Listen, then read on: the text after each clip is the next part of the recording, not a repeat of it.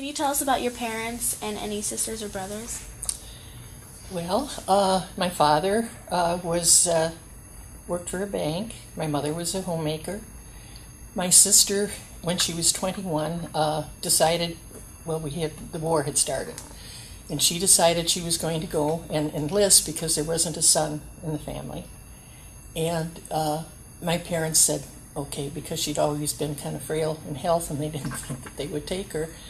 And she came bouncing back and said, I have 3 weeks to get my affairs in order, and I'm going to be a WAC.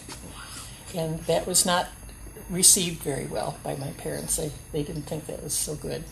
But she did, and she went through officer's candidate training and became an officer. And she was stationed in,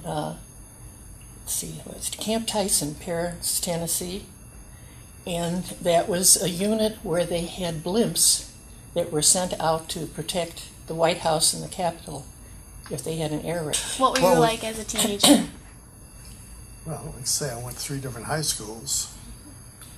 First one of the high schools in Texas, or the freshman year is in the junior high, and the 3 sacred things of old Texas was football, ROTC, and prayers in the local thing by the local Baptist minister.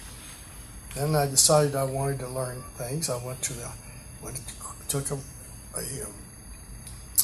streetcar across Fort Worth to a technical high school because I wanted to learn wood shop and other things. It was a mistake because I was the only kid in the class that wanted to learn.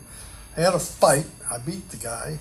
I got a B just because I had to do something.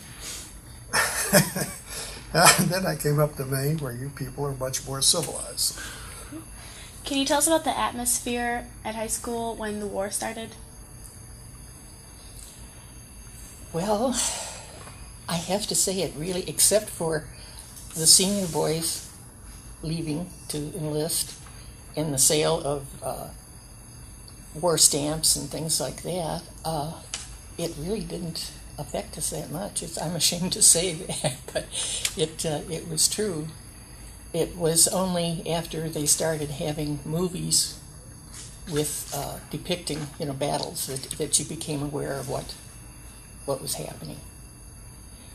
I will say, when I was 15, I was working downtown during the summer for an export-import firm, typing Spanish form letters, and I had to check lists of people that were Nazi sympathizers so that we didn't do business with them.